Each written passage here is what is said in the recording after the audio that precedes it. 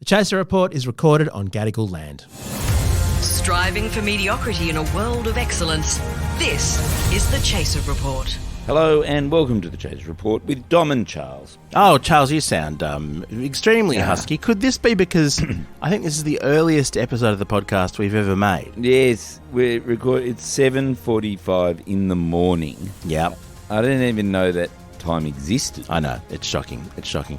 And our thoughts are with our old friend Craig Rucastle, who's hosting Breakfast Radio, a show that goes between 5:30am and 8am in Sydney next year on ABC Radio Sydney. Congratulations, Craig. This will be towards the end of your show, Craig. AM? Yep. I thought it was 5:30 PM to 8 PM. That would have been much more sensible. Yeah. It was like a sort of late afternoon breakfast. You know how you have Wheat Bix sometimes? That would be good. Hungry? A breakfast show that began at sort of 1 PM. Gentleman's hours, shall we say. I know you've just been down in Melbourne, so that might be why you're a little bit husky, but we have work to do, Charles. We have a promise to deliver on, don't we? A second half of our review of 2023. And this is the bad half of 2023. Oh, dear. When everything went to shit. Your voice is sounding appropriate, and we'll get to another kind of voice soon, I expect. Shall we crack on with it after this? Yep. Okay, so we started July with the government's announcement about their housing policy. Oh, yes.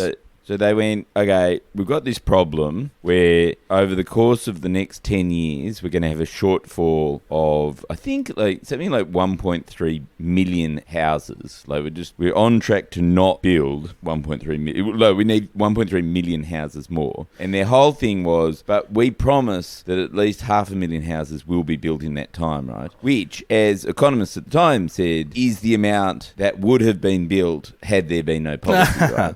So their policy was to be as good as having no policy at all. Perfect. And then it turned out that their actual policy was about as good as no policy at all, because it was a $500 million housing program for a problem that's probably in the order of at least $30 billion, right? Well, to be fair, and the $500 million does buy three and a half houses in Sydney. Yeah, well, exactly. That's right. Yes, well, that's what they did. They bought a little two-bedroom place in Surrey Hills. For $500 million. Minute. Yeah, that's right. Yeah, but it needed some work, though. It needed quite a bit of work. Fairly good bargain. Actually, it was. Yeah. No, but the funny thing about the whole palaver was that their original design of the plan.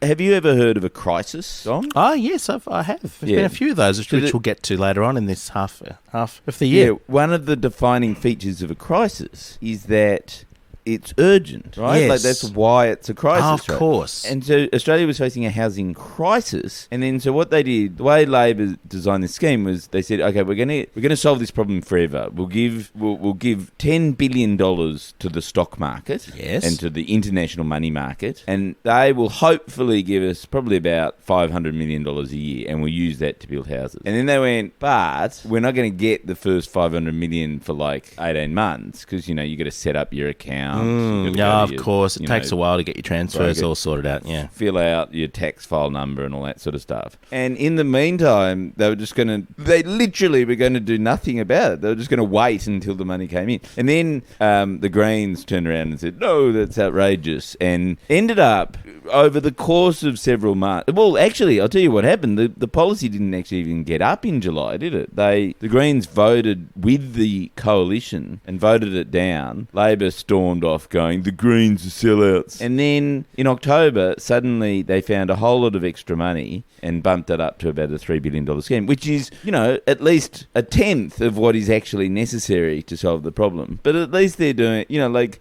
every 10th person should be really grateful to Labor for their so like the Greens to not understand the money markets and the brilliance of the solution that had been proposed. It's just so typical, Charles, of them. Yes. Yeah, disappointing times. I have a theory, actually, though, of why they're not putting more money into government housing, which is, I reckon, look at it from Albo's perspective, right? He grew up in some shitty little flat in Camperdown, right? Yeah. He's still living in government housing all these years later, but it's like Kirribilli. It's got harbour views. Oh. He's turning around going, I don't think government housing's that bad. Well, Charles, in fact, I think it's rather good. You've got to pull yourself... See, this is the thing. If you give people free housing, then there's no incentive for them to work. We want to see them put in hard work and pull themselves up by their bootstraps and make something of themselves so they can move from shitty government housing to palatial government housing. That's what you want to do. It's still free and subsidised by taxpayers, but this one has a water view of the Opera House. It's a stunning view there at Kirribilli House. Yes. So that happened in July. The other thing that happened in July is Elon Musk renamed Twitter X. Oh, I didn't that go well. Yes. And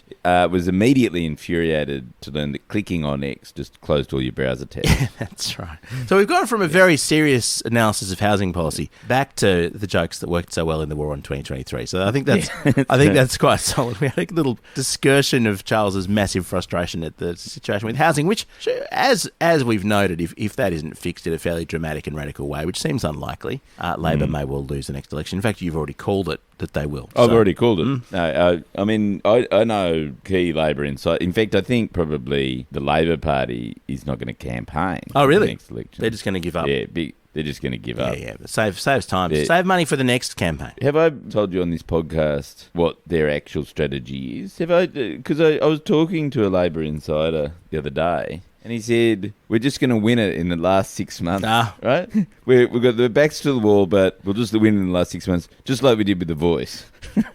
We'll get to that as we go through our list of the disappointments of 2023. Yeah. So are we up to August yet? We had the whole Victoria pulling out of the Commonwealth Games. Remember that was a classic moment, wasn't it? A decision which has been vindicated, I think, in hindsight, by the fact that no one at all gives a shit about it. I'd forgotten it even happened. Well, the thing is, we played a joke about it around the country, and it did quite well everywhere. But the Melbourne audience just went crazy about it. It was like, yeah, they cancelled the games, yeah. And when Mark Humphries got up at the end and announced that we were going to actually get rid of the Commonwealth Games for good, it was like, yeah, we did it. We're the pioneers at depriving opportunities for meaningless sport. Yep. Then we had the Ashes. Remember Stumpgate? Oh, Stumpgate. Wasn't that a low point in... And we still aren't a republic. That's the most amazing thing about Stumpgate is that it didn't... the members at Lords didn't set off a massive wave of anger against the whole of the British aristocracy. For those who can't remember Stumpgate, it was because England didn't realise that you can't get out first ball is actually just not part of the rules of international cricket. Yeah, nor is one hand, one bounce. And you've got to have your bat grounded inside the crease. I mean, I found that out when I was 5. But Johnny Best does although actually,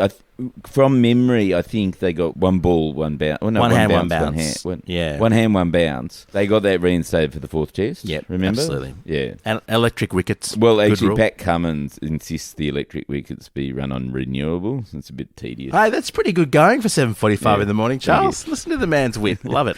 Sonia Kruger won the gold Logie. Wasn't that bizarre? That's right. They did something special for her, didn't they? Well, they made because she is the person who said that she was afraid of Muslims, right? That's right. And so they made a white Logie for her because, the gold Logie looks a bit brown from some angles. So they went with white gold. That's nice. That's nice. That's thoughtful. Vladimir Prigozhin, this is James's gag. Vladimir Prigozhin died. Oh, the plane. He was the head of the Wagner Group. After his plane accidentally fell out of a window. I do like that joke. Hey, more of the recap of 2023. It's going to get more depressing from here after this. The Chaser Report. News a few days after it happens. Yes, the defenestration of... I mean, Ukraine's halfway out the window at this point, isn't it? The entire country of Ukraine. I'm calling it. Ukraine's gone. It's gone. Right, you heard it here first. Big call to end the podcast for 2023. I think we should just call everything at this point. We had the intergenerational report, which basically said that Gen Y and Gen Z are fucked. Unless they kill everyone older than them, in which case they stand to inherit many, many billions. I reckon what happened is the Productivity Commission just read Labor's housing policy and went, oh yeah, they're fucked. Like it was just, it's not that it's not completely within our control. It's just like we don't want to do anything. Yeah, don't want to. Then Peter Dutton announced that he was going to solve climate change by building 71 nuclear fission reactors. Oh yes, this was inspiring, wasn't it? Yes. Plutonium, Pete. With this coming from the same party that couldn't build a single commuter car park. Well, if they'd during their used last nuclear term of reactors to build the car parks, if they'd used nuclear fuel rods, it would have glowed in the dark. Look, I just don't think anything will go wrong. But I did think it was a bit weird when Peter Dutton walked into Parliament with a lump of refined uranium. I thought that was going a bit far. Saying, "What are you afraid of?" Yes, indeed. Then we had the voice loss. Can't think of anything to say about the voice loss. That's not going to... Yep. Well, actually, the one thing that I thought was quite interesting was the way the New South Wales government reacted. Oh, yeah. Which is that to say, to sort of commemorate the no victory, they agreed to light up the Sydney Opera House. Oh, yes. In white. In white. Oh, I see. Yes. But we do have a boomer voice to Parliament, don't we? Wasn't that the result of the whole... Yeah, well, actually, I think the Indigenous people... Yeah, the boomer voice, the fossil fuel voice still remains. And I think the Indigenous community is just going to hire PwC, which will give them... That would be a good idea. Better access than anyone. Then we've got the whole Gaza thing happened. Oh, the Gaza...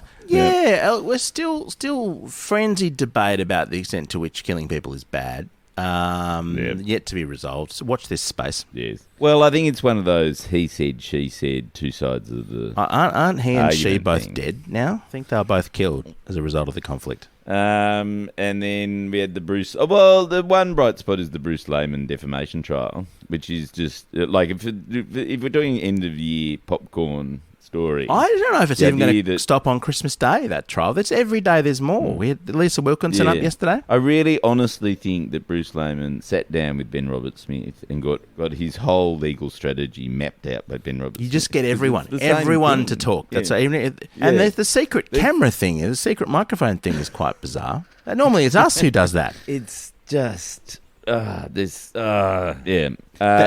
is the sound of 2023. Charles, make that sound again. This is a summary of the year. Yep, that's basically it. The sound of a man straining to poo. That's the sound of this year. Well, it is 7:45 in the morning. I've just had my first coffee. Yep, very wise. It'll sort itself out soon. That's what Australia needs, a diuretic. Let's get some stuff passed.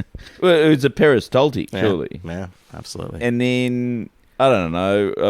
We had the NAPLAN results, and the government conceded that the results could be gooder.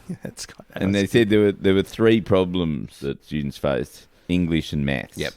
Yeah. Oh, that's it. Surely. That's we can end on that note, can't we? I think look, it's been a year, Charles. I won't call it a good year. It's been a year.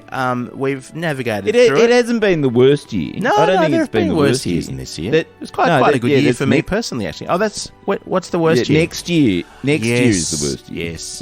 With the pending bushfires and other misery on the way. Charles, look, it's been an emotional rollercoaster going through this year with you. We'll do it all again in 2024 with a tweaked format because we've realised people actually rely on this for news, so we need to put in slightly more effort. Very foolish, but we'll try and cater slightly more to that with some facts rather than just Charles's theories. We'll have Charles's theories embedded in facts, which may or may not disprove them. That's risky. But hey, Charles, if you want to hear Charles in full flight, the submarine episode I most listened to of 2023, it was great. It's aged well, unlike those aboard. Oh, really? Yeah. It's like a bottle of Grange that you find at the bottom of the ocean. Charles, Merry Christmas. Okay. Well, and look, we'll do the occasional one in January. Yeah, we'll pop up. Don't turn off your podcast. Yep. Yeah. All right. Like once a week. Thanks for being with us, and we'll catch you in 24. See ya. I'm going to go back to bed now. Very wise, Girius from Road. We're part of the Iconoclast Network, and our general malaise is courtesy of the year 2023. See ya.